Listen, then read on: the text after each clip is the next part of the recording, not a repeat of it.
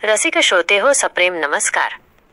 आपले पुन्हा एकदा डिजिटल लायब्ररीच्या सुवर्णमहालात मनपूर्वक स्वागत आहे. पहिल्या भागात आपण चाणक्य नीतीच्या अद्भुत विश्वात प्रवेश केला आणि त्यांच्या विचारांचे तेजस्वी किरण आपल्या मनाला स्पर्शून गेले. जशी पहाटेची पहिली किरणं अंधार दूर करून उजेड पसरवतात, तशीच चाणक्यांच्या नीतिशिक्षणाने जीवनातील संभ्रम, दुःख आणि अपयशाचा अंधार दूर करून आशेचा, धैर्याचा प्रकाश दिला. आज आपण या प्रवासाचा भाग दुसरा सुरुवात करत आहोत. या भागात आपण चाणक्यांच्या मानव स्वभाव, मैत्री, चारित्र्य, धन आणि शिस्तीवरील अमूल्य शिकवणींमध्ये एक छानशी डुबकी मारणार आहोत. आधीच्या भाग 1चा अल्प संक्षिप्त आढावा घेऊया. भाग 1 मध्ये आपण पाहिले की सत्ता आणि साम्राज्य हे फक्त बळावर नव्हे तर बुद्धीवर टिकतात. खरा राजा तोच जो जनतेचा सेवक आहे. आत्मसंयम, विद्या आणि योग्य संधी हे यशाची गुरुकिल्ली आहेत. जणू जीवनरूपी महासागरात नौकानयन करताना आपण दिशा दाखवणारा पहिला दीपस्तंभ पाहिला. चारित्र्य हेच मानवी जीवनाचे खरे दागिने. चाणक्य म्हणतात, संपत्ती ही क्षणभंगूर आहे, पण चारित्र्य हे शाश्वत आहे. राजाला मुकुट शोभतो, पण प्रजेला त्याचे चारित्र्यच खरे वाट्याला येते. जसा चंद्र रात्रीला तेज देतो, तसेच व्यक्तीचे चारित्र्य व्यक्तिमत्वाला तेज देते. उदाहरण द्यायचे तर इतिहासात आपण पाहतो की राजा हरिश्चंद्र यांची ओळख त्यांच्या साम्राज्यामुळे नव्हे तर त्यांच्या अढळ सत्यनिष्ठेमुळे आजही आहे. मानवी संबंध आणि खरी मैत्री. चाणक्य नीतीत एक अद्भुत सूत्र आहे. जसे संकटाच्या काळात जो साथ देतो तोच खरा मित्र. चांगल्या काळात मित्रांची रेलचेल असते, पण वादळ आलं की खरी नाती टिकतात. लोभाच्या सावलीत उभा असलेला मित्र सूर्य उगवला की नाहीसा होतो, तर खरा मित्र तोच जो दुःखाच्या दगदगीतही तुमच्या शेजारी उभा राहतो. आधुनिक जीवनातही हे तितकेच सत्य आहे.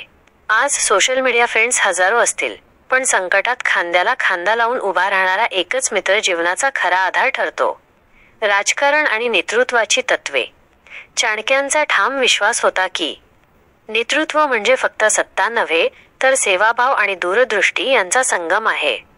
नेता हा सिंहासारखा धीट पण मातेसारखा करुणामय असावा. त्याच्या प्रत्येक निर्णयामागे प्रजेचे कल्याण हेच ध्येय असावे. शत्रूला हरवायचं असेल तर त्याला फक्त सामर्थ्याने नव्हे तर धोरणाने जिंकावं लागतं. याच कारणामुळे चाणक्यांनी चंद्रगुप्ताला केवळ राजा बनवला नाही तर एक युगपुरुष घडवला. धन म्हणजे साधन की साध्य. चाणक्यांनी धनाविषयी सांगितलं आहे, धन म्हणजे नदीसारखं असावं प्रवाहित. जर ते एका ठिकाणी साठवलं तर त्याचे डबकं होईल आणि डबकं नेहमी कुजतं. धन हे योग्य कार्यासाठी वापरलं की त्याला अर्थ आहे. समाजहितासाठी दिलेलं दान हेच खऱ्या संपत्तीचं सौंदर्य आहे. कोणत्याही गोष्टीचा अतिलोभ हा नाशाचं मूळ कारण आहे. विचार करा, आजची अर्थव्यवस्था, गुंतवणूक, शेअर मार्केट, उद्योजकता या सगळ्यावर चालते. चाणक्यांचा संदेश आजही फायनान्शियल प्लॅनिंगमध्ये लागू होतो. शिस्त आणि संयम यशाचे महामार्ग. शिस्त म्हणजे जीवनाचा महामार्ग आहे. ज्याला वेळेचे भान आहे त्याला जगाची भीती नाही. आळस, विलंब आणि लोभ हे जीवनाचे 3 शत्रू आहेत. जो स्वतःवर नियंत्रण ठेवतो तो इतरांवर सहज विजय मिळवतो. आपण पाहतो, एक विद्यार्थी असो, खेळाडू असो किंवा उद्योजक, त्याला जर मोठं व्हायचं असेल तर त्याला सेल्फ डिसिप्लिन हा मंत्र जपावा लागतो. अपयश हा नाश नव्हे तर ती नव्या यशाची सुरुवात असते. चाणक्यांच्या जीवनातही हे दिसून येतं. पहिल्या पराभवानंतर त्यांनी हार मानली असती तर मौर्य साम्राज्य कधी उदयास आलं नसतं. ते म्हणाले, साप जसा जुनी काट टाकतो तसा मनुष्य अपयश टाकून पुढे जाऊ शकतो. संकट आली की ती आपल्याला तोडण्यासाठी नव्हे तर घडवण्यासाठी येतात. भाग 2चा सारांश. या प्रवासातून आपण जाणलं, चारित्र्य हेच खरे दागिने आहेत. खरी मैत्री ही वादळात उमलते.